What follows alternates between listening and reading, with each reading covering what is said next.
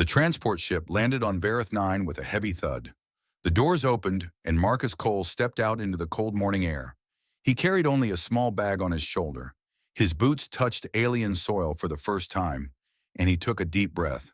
The Galactic Coalition Military Academy stood before him like a mountain of black stone and steel. It was massive. Towers reached toward the gray sky.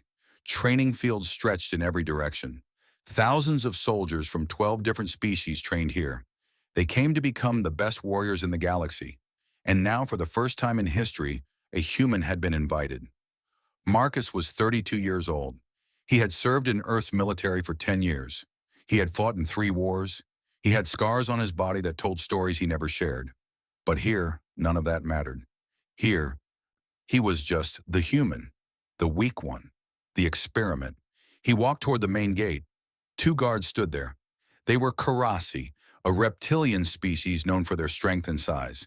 Each one stood over 7 feet tall. Their scales were dark green, and their yellow eyes watched Marcus with open disgust. "You are the human," one of them said. It was not a question. "I am," Marcus replied. The guard made a sound like a laugh. Small, soft. "You will not last 1 rotation." Marcus said nothing. He simply waited. The guards let him pass, still laughing behind him. Inside the academy, things were not better. Marcus walked through wide halls filled with cadets from across the galaxy.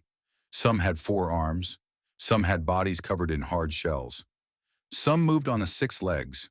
All of them stopped to stare at the human walking among them. Whispers followed him everywhere. "That is the human? That is what Earth sent? Look at its skin. So thin. You could tear it with 1 finger. Why did the Coalition even accept them? They live such short lives. They break so easily." Marcus kept walking. His face showed nothing. He had heard worse. He had survived worse. He found his assigned quarters at the end of a long hallway. The room was small and cold. The bed was a metal slab with a thin mat on top. There was no window. The lights flickered. This was clearly the worst room in the building, given to him on purpose. Marcus set down his bag and sat on the bed. He closed his eyes for a moment. He had known this would happen. Earth's government had warned him. "You will be alone," they had said. "They will try to break you. They will want you to fail. You must not fail." He opened his eyes and began to unpack. The next morning, all new cadets gathered in the central training hall. It was a huge open space with a high ceiling. Hundreds of young warriors stood in perfect lines representing a dozen species. Marcus stood at the end of one line, the only human in the room. A door opened, and silence fell immediately. Commander Thavarak entered. He was Karasi, like the guards at the gate, but larger, much larger. He stood nearly 8 feet tall. His scales were black instead of green, marking him as a warrior of the highest rank. His eyes were cold and yellow, and they swept across the room like searchlights. Every cadet stood straighter. Even the biggest and strongest seemed to shrink in his presence. Thavarak had trained soldiers for 40 years. He had broken more cadets than anyone in Academy history. He was famous for his cruelty and his skill. Those who survived his training became legends. Most did not survive. He walked slowly between the lines of cadets. His heavy footsteps echoed in the silence. He stopped in front of a massive cadet from a species called the Vroth. The Vroth were known for their thick armor-like skin and incredible strength. "You," Thavarak said. "You think you are strong?" "Yes, Commander," the Vroth replied. Thavarak moved so fast that no one saw the strike. His fist connected with the Vroth's chest, and the cadet flew backward, crashing to the ground. He did not get up. "Strength means nothing here," Thavarak said calmly. "Only survival matters." He continued walking. He stopped in front of cadets at random, asking questions, delivering strikes. Some fell. Some managed to stay standing. All of them feared him. Then he reached Marcus. Thavarak looked down at the human. His yellow eyes studied Marcus like a scientist studying a strange insect. "So," he said, his voice dripping with contempt, "this is what Earth sends. This is their finest warrior." Marcus met his gaze but said nothing. "Speak, human. Are you their best?" "I am what they sent," Marcus replied quietly. Thavarak leaned closer. His breath was hot and smelled of something metallic. "You are small. You are weak. Your bones are hollow compared to ours. Your skin tears like paper. Your species lives barely 100 years.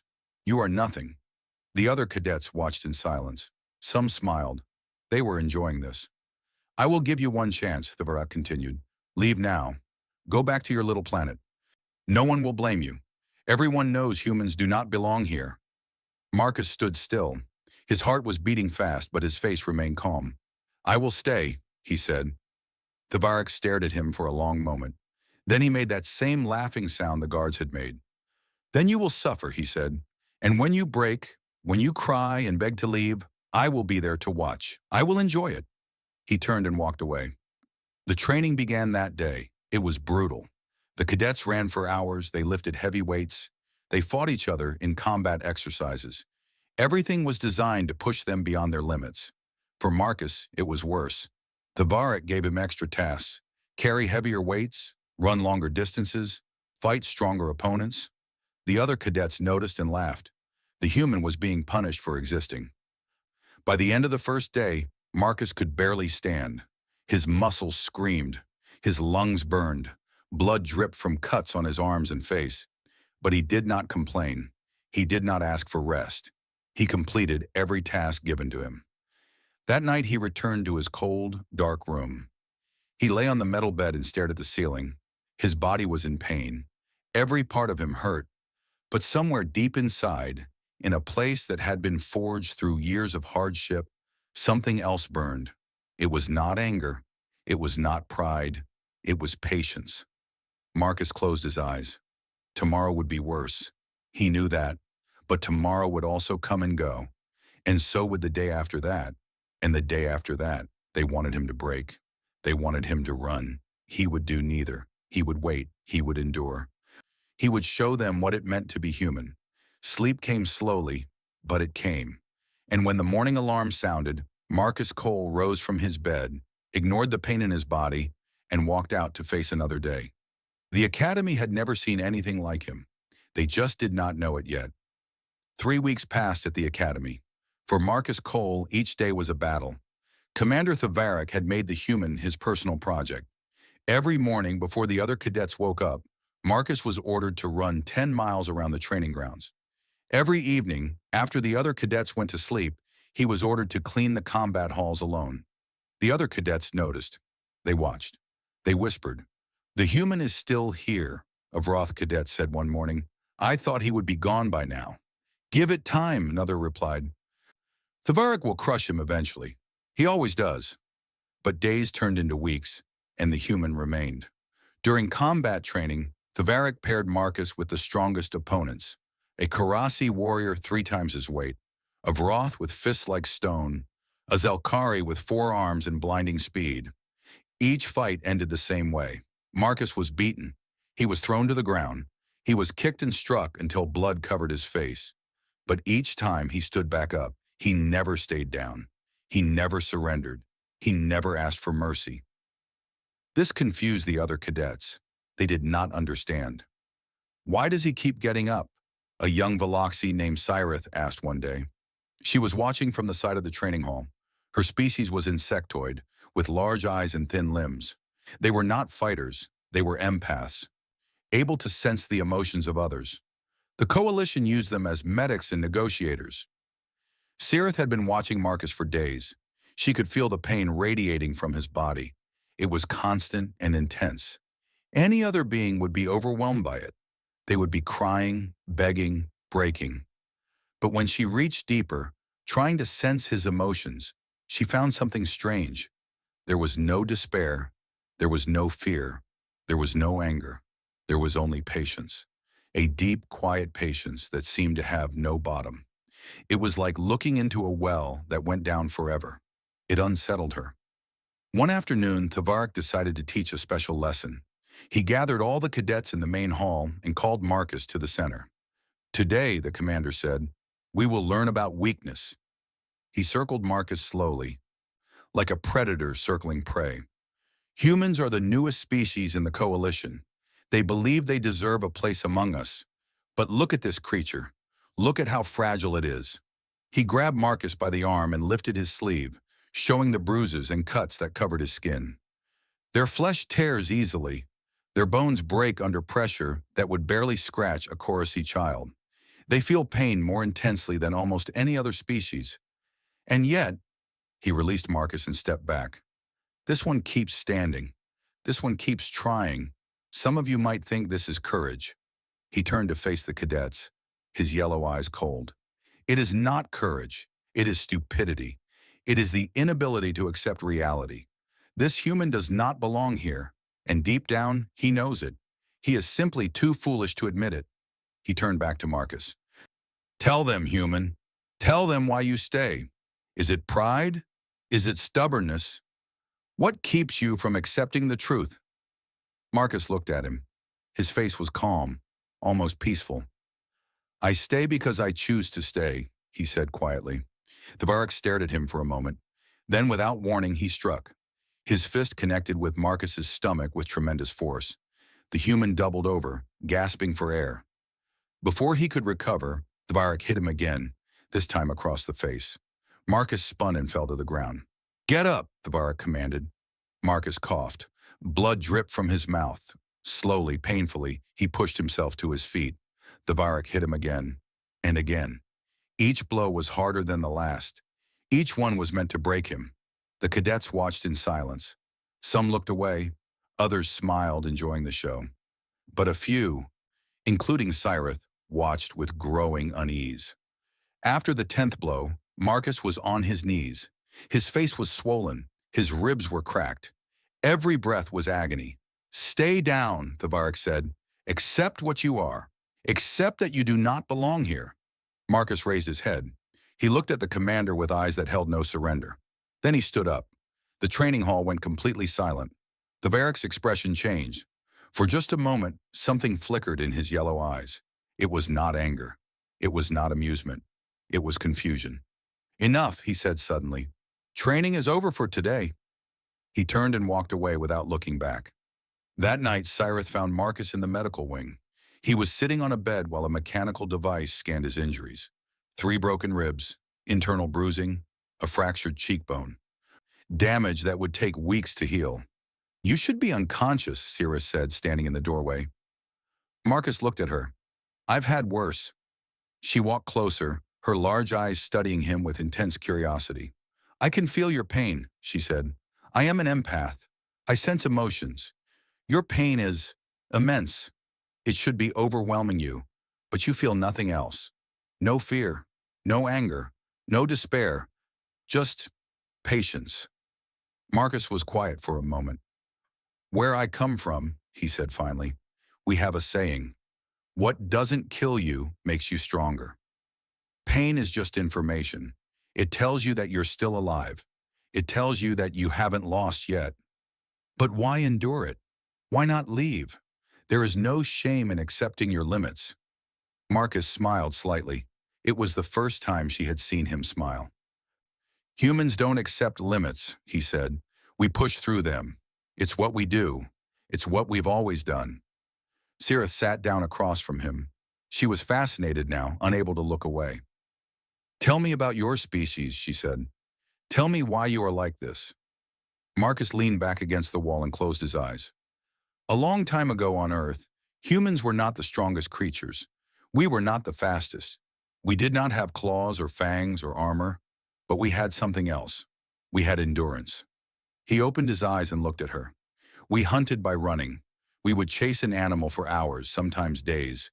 We would follow it until it collapsed from exhaustion. It didn't matter how fast it was or how strong. Eventually it would tire. Eventually it would fall. And we would still be there. Still moving. Still going. Cyrith listened in silence. That is what humans are, Marcus continued. We are not built to win quickly. We are built to win slowly. We outlast. We endure. We persist. And Tavarik? She asked. You think you can outlast him? Marcus's smile faded, but his eyes remained steady. I don't think, he said. I know. He will get tired of hitting me eventually. He will get bored. He will move on. But I will still be here. I will always be here. Cyrith stood up slowly. She looked at the human with new understanding. Your species is strange, she said. and perhaps more dangerous than anyone realizes. She left the medical wing, her mind racing with thoughts. Behind her, Marcus closed his eyes again. The pain was still there, burning through every nerve. But deeper than the pain, deeper than the exhaustion, that same fire still burned. Patience. He would need a lot of it before this was over. But patience was something he had in endless supply. 2 months had passed since Marcus Cole arrived at the academy. The other cadets had stopped laughing at him. They had stopped making jokes about the weak human who would break any day. Now they watched him in silence. Every day he trained. Every day Tavarik punished him. Every day he got back up. It had become a routine, a pattern that no one could explain. The human should have quit. He should have broken. He should have been carried away on a medical shuttle long ago. But he was still there. Cyrith, the Veloxy empath, had become something like a friend to Marcus. They talked often in the evenings when training was done. She would ask him questions about Earth, about humanity, about why he kept going. He would answer as best he could in simple words and quiet tones. The other cadets had noticed their friendship. Some thought it was strange. Others thought it made sense. The two weakest species in the coalition, finding comfort in each other. But Cyrith knew better. She had felt what was inside Marcus Cole. There was nothing weak about it. One morning, an announcement echoed through the academy. All cadets were to report to the combat arena for a formal evaluation. High-ranking officers from Coalition Command would be present. This was a test that happened once every cycle, and it determined which cadets would advance to the next level of training. The cadets gathered in the arena, standing in perfect rows. The arena was enormous, with seats rising high on all sides. Today, those seats were filled with officers, instructors, and visiting dignitaries from across the galaxy. Commander Tavarik stood in the center of the arena floor. His black scales gleamed under the bright lights. His yellow eyes swept across the cadets like the gaze of a hungry predator. "Today," he announced, his voice booming through the arena, "you will be evaluated. You will demonstrate what you have learned. You will prove that you deserve to wear the uniform of the coalition." The evaluations began. Cadets were called forward in pairs to fight. Some battles were quick, some lasted longer. The officers watched and made notes. Cadets who performed well would advance. Those who failed would be sent home.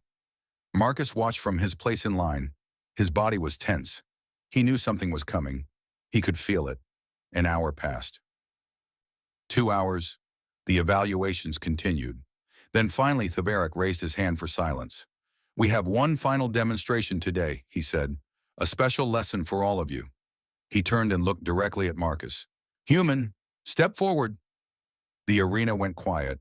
Every eye turned to Marcus as he walked to the center of the floor. He stopped a few feet from Tavarik and stood at attention. "Today," Tavarik said, addressing the crowd, "I will show you how a true warrior handles an inferior opponent. The human species has been admitted to the coalition. Some believe this was a mistake. I intend to prove them right." Marcus said nothing. His face was calm. His breathing was steady. Tavarik circled him slowly, speaking to the audience. "Humans are fragile. Their bones are thin. Their organs are vulnerable. A single strike from a Karasi warrior can shatter their rib cage, puncture their lungs, stop their heart. They are not built for combat. They are not built for war. They are not built for anything." He stopped in front of Marcus and looked down at him. "You have been here 2 months, human. You have endured much. Some might even respect you for it. But today, everyone will see the truth. Today, everyone will see that you do not belong." He raised his fist. "Do not try to block. Do not try to dodge. You will only embarrass yourself." Marcus stood still. He did not raise his hands. He did not step back. He simply looked at Tavarik with those calm, steady eyes. Tavarik drew back his arm. The muscles in his body coiled like springs. Every Karasi in the audience knew what was coming. This was a full-power strike. A blow that could crack stone. A blow that could kill most species instantly. The fist came forward like a missile. It struck Marcus directly in the chest. The sound echoed through the arena like a thunderclap. The force of the impact was tremendous. Marcus's feet slid back half a step. His body bent slightly. Blood burst from broken vessels beneath his skin. But he did not fall. He did not fall. The arena went completely silent. Officers stopped writing. Cadets stopped breathing. Everyone stared at the human who had just taken a blow that should have killed him. Marcus straightened his body. He looked at Thavarik. His face was twisted with pain, but his eyes were clear. He said nothing. Thavarik's expression changed. For the first time, there was something other than contempt in his eyes. There was shock. Again, he growled. He struck again, harder this time. The blow hit Marcus in the ribs. Bones cracked. Marcus dropped to one knee, gasping for air. Blood dripped from his mouth. But then, slowly, painfully, he stood back up. The whispers started in the crowd. Officers were leaning forward in their seats. Something was happening that they had never seen before. "Stay down," Thavarik commanded. His voice had lost its calm. There was anger in it now. "Stay down, human!" He struck again. Marcus fell. He lay on the ground for a moment, his body screaming with pain. His ribs were broken. His organs were bruised. Every breath felt like fire. But somewhere deep inside him, that fire still burned. That endless well of patience was still there, waiting. He put his hands on the ground. He pushed himself up. He got to his feet. The arena exploded with noise. Cadets were shouting. Officers were standing. No one could believe what they were seeing. Thavarik stared at the human. His yellow eyes were wide. His hands were shaking. "What are you?" he whispered. Marcus looked at him. Blood covered his face. His body was broken, but his voice was steady. "I am human," he said simply. Thavarik took a step back. For the first time in his 40-year career, he did not know what to do. He had broken hundreds of cadets. He had crushed warriors from the strongest species in the galaxy. But this small, fragile creature from a backwater planet refused to fall. The head officer in the audience stood up. He was an ancient Karasi with gray scales and wise eyes. "Enough," he said, his voice carrying across the arena. "The demonstration is over." Thavarik turned to him, his face full of rage. "This is my training session. I decide when it ends." "And I am your superior," the old officer replied calmly. "The demonstration is over, Commander. You have made your point, though perhaps not the one you intended." Thavarik's jaw tightened. He looked at Marcus one more time, then turned and walked away without a word. Medical teams rushed to Marcus's side. They lifted him onto a stretcher and carried him out of the arena. But before they took him through the doors, he raised his head and looked back at the watching cadets. His eyes met Cirith's. She felt it then, washing over her like a wave. Not triumph, not pride, just the same endless patience, unchanged and unbroken. The doors closed behind him. In the arena, the cadets stood in stunned silence. They had come to watch a human be destroyed. Instead, they had witnessed something they would never forget. The Vroth cadet who had mocked Marcus on his first day spoke quietly to the cadet beside him. "Did you see his eyes?" he asked. He knew. He knew Thavarik would hit him. He knew he would break bones and bleed. And he just stood there. The other cadet nodded slowly. "What kind of species does that?" he asked. Neither of them had an answer. But in the seats above, the old gray officer was writing something in his report. A single line that would change how the coalition viewed humanity forever. The human did not win the fight, but he won something more important. He refused to be defeated. Further observation recommended. The evaluation was over. The lessons had been learned. But for Marcus Cole, the real test was just beginning. Marcus Cole woke up in the medical bay 3 days after the evaluation. His body was wrapped in bandages. Machines beeped around him, monitoring his heartbeat, his breathing, his brain activity. Coalition doctors had worked for hours to repair the damage to his body. 5 broken ribs, a punctured lung, internal bleeding, a fractured sternum, damage to his liver and kidneys. By all medical standards, he should have died in that arena. But he was alive, and already he was trying to sit up. "Stay still," a voice said. Marcus turned his head. A coalition doctor stood beside his bed, studying a screen filled with data. The doctor was Melvori, a species known for their medical knowledge. They had 4 eyes and long, delicate fingers, perfect for surgery. "Your injuries are severe," the doctor said. "You need at least 2 more weeks of rest before you can return to training." "I'll be fine in 1," Marcus replied. The doctor made a sound that might have been a laugh. You humans, we have studied your species since you joined the coalition. Your biology makes no sense to us. What do you mean? The doctor set down the screen and looked at Marcus with all four eyes. Your pain receptors are highly sensitive, more sensitive than most species. You feel pain more intensely than a Karasi, more intensely than a Vroth. By our calculations, the pain you experienced in that arena should have caused your body to shut down. Your brain should have forced you unconscious to protect itself. He paused, studying Marcus with scientific curiosity. But it didn't. You stayed conscious. You kept standing. How? Marcus was quiet for a moment. He thought about the question carefully. On Earth, he said finally, we have trained ourselves to push through pain. Soldiers, athletes, even ordinary people. We learn to separate what our body feels from what our mind chooses to do. Pain is information. It tells us something is wrong, but it doesn't have to control us. The doctor shook his head slowly. Remarkable and terrifying. A species that can ignore its own survival instincts. No wonder you spread across your planet so quickly. He picked up the screen again. Rest now. Your body's healing faster than expected, but you still need time. Marcus nodded and closed his eyes. But he didn't sleep. His mind was too busy thinking about what came next. That evening, Sirith came to visit. She walked into the medical bay quietly and sat in the chair beside his bed. For a long moment, she said nothing. She just looked at him. Everyone is talking about you, she said finally. The entire academy, the entire coalition. Word of what happened has spread to a dozen worlds. That wasn't my intention, Marcus said. I know, but it happened anyway. The human who would not fall, the human who took a Karasi death blow and got back up. You have become a symbol. Marcus sighed. I don't want to be a symbol. I just want to complete my training. Sirith leaned forward. Her large eyes studied his face carefully. Can I ask you something? Something I have been wondering since I first met you? Go ahead. Why do you do this to yourself?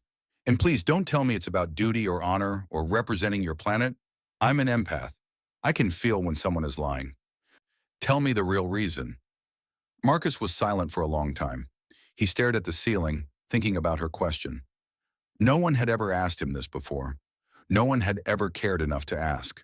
When I was young, he said slowly, my father told me a story. He said that millions of years ago, humans were not the rulers of Earth. We were prey. We were small and weak compared to the animals that hunted us. We had no claws, no fangs, no armor. By all logic, we should have gone extinct. He turned his head to look at Sirith. But we survived. Do you know how?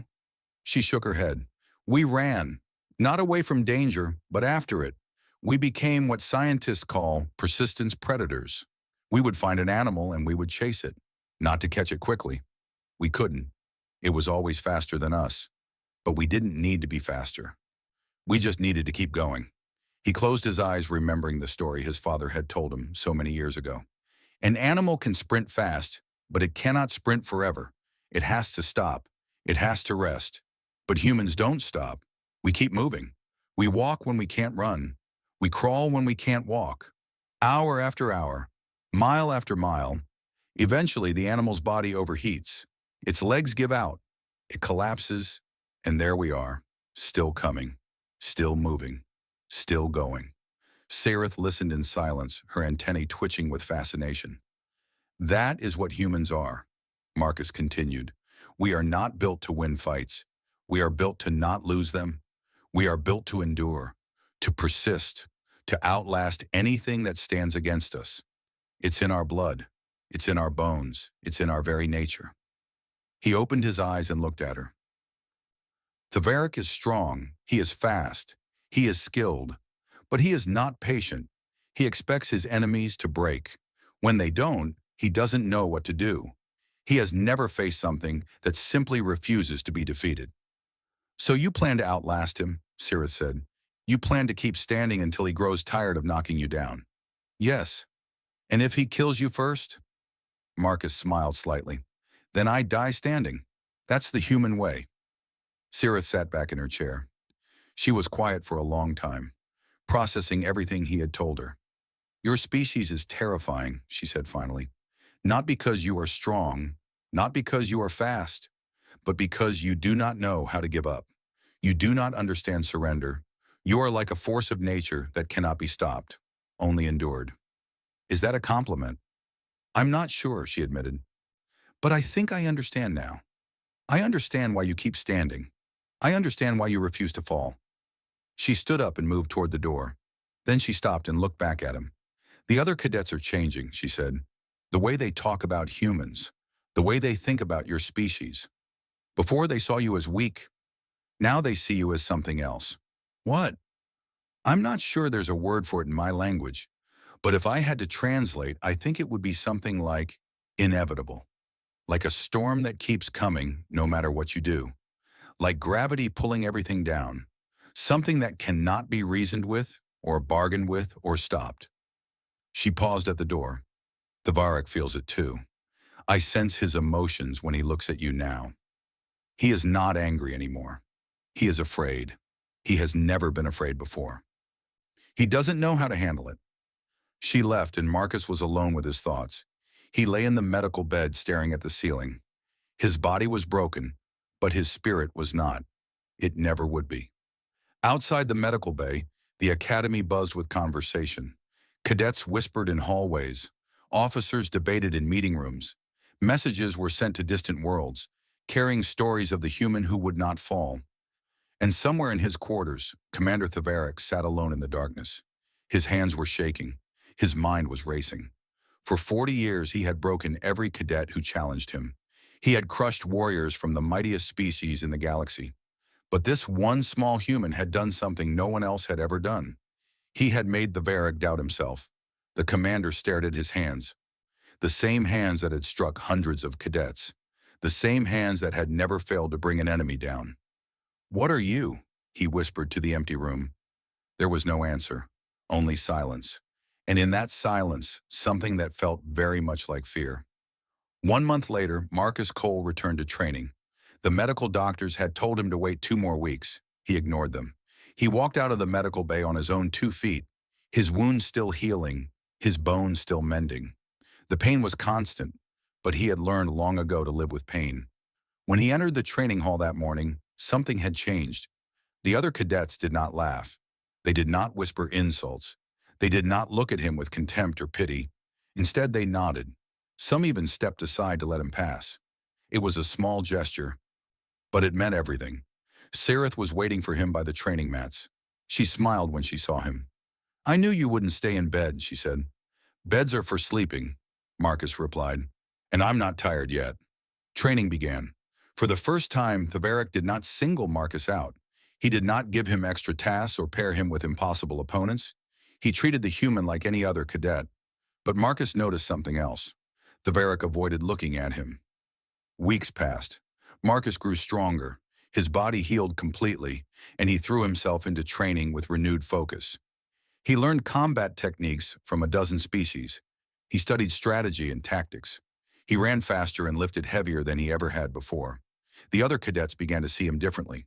The Vroth, who had once mocked him, now asked for training tips.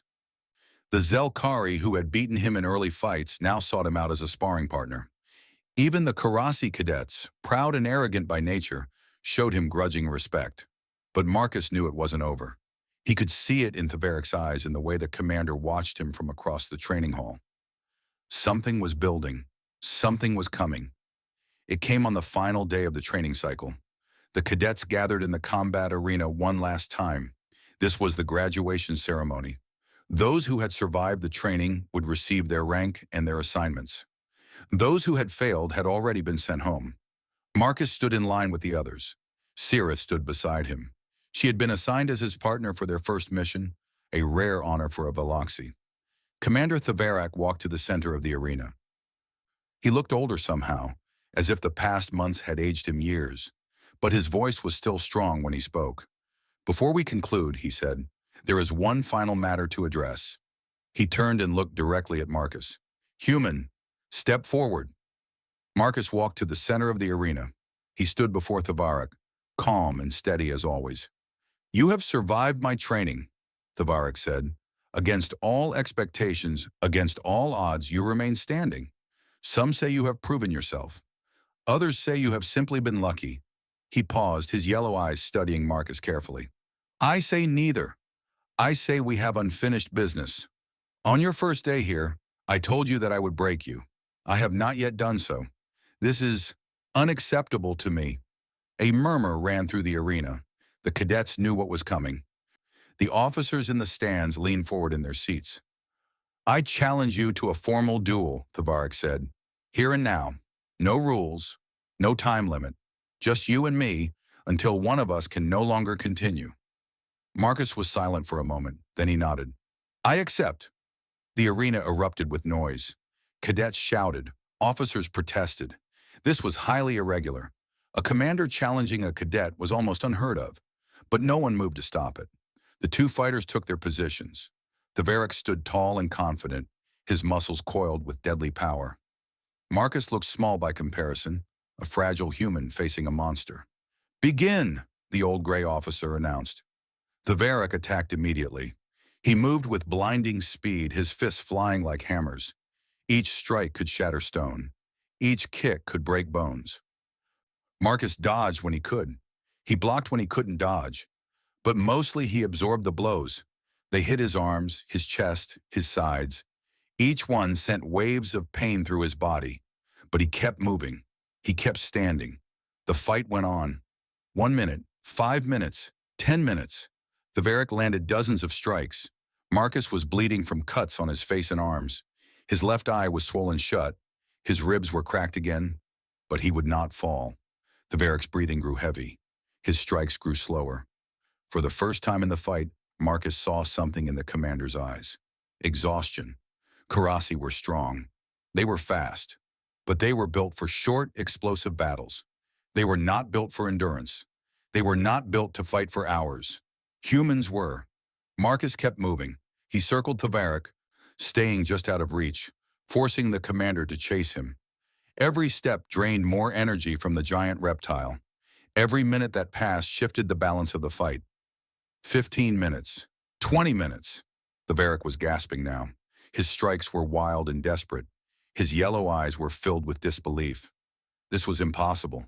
This couldn't be happening. He threw a massive punch at Marcus's head. It was slow, clumsy with exhaustion. Marcus ducked under it and stepped to the side. Is that all? He asked quietly. Tavarik roared with rage. He threw punch after punch, using every bit of strength he had left. Marcus took some of the blows. He dodged others. But he never stopped moving. He never fell down. Finally, Tavarik threw one last desperate strike. He put everything he had into it, all his strength, all his pride, all his fury. Marcus caught his fist. Not with strength. He was not stronger than Tavarik. He caught it with timing and leverage and position. He caught it with the weight of absolute refusal to yield. The arena went silent. Tavarik stared at his trapped fist, then at the human holding it. His yellow eyes were wide with shock. How? He whispered. How is this possible? Marcus looked at him. His face was bloody and swollen, but his eyes were clear. You are stronger than me, he said. You are faster than me. You are more skilled than me. But you got tired, and I didn't. He released Tavarik's fist. That is what it means to be human. We don't win by being the best. We win by being the last one standing. Tavarik stood frozen for a long moment. The entire arena watched in breathless silence. Then slowly, something changed in the commander's face. The anger faded. The pride crumbled. What remained was something no one had ever seen before. Respect. Tavarik straightened his body. He looked at Marcus with eyes that had finally learned to see. And then he bowed. It was a small bow, just a slight tilt of his massive head. But for a Karasi warrior, it meant everything. It was acknowledgement. It was surrender. It was acceptance. The arena exploded with cheers. Cadets of every species shouted and stomped their feet. Officers stood and applauded. History had been made today. Marcus stood in the center of it all, blood dripping from his wounds, his body screaming with pain. But none of that mattered. He had done what he came to do. He had proven that humans belonged. After the ceremony, Marcus and Cyrus stood on a balcony overlooking the academy grounds. Ships were arriving, bringing new recruits from across the galaxy. Among them, Marcus could see a group of humans stepping off a transport. "More of your kind," Cyrus said. "They will have an easier time than you did." "Good," Marcus replied. "That's the point. Someone had to go first. Someone had to show them what we are." Cyrus looked at him, her large eyes filled with warmth. "What happens now?" "Now, we have a mission to complete, a galaxy to protect, work to do." He turned away from the window. "And I hear the food on the ship is terrible." Cyrus laughed. It was a strange sound, almost musical. "Lead the way, human." They walked away together, partners bound for the unknown. Behind them, the academy continued its work, training the next generation of warriors. But something had changed forever. In the halls where Marcus had been mocked, his name was now spoken with respect. In the arena where he had bled, his story was now legend. And in a quiet corner of the training complex, Commander Thavarak had submitted a request. Transfer to a different posting. Reason? Completed objectives. He never taught another class again. The humans had arrived in the galactic community. They had proven themselves not with strength or speed, but with something far more powerful. They had proven themselves with patience, and the galaxy would never be the same. Far away, on a small blue planet called Earth, people went about their daily lives. They did not know that one of their own had changed history.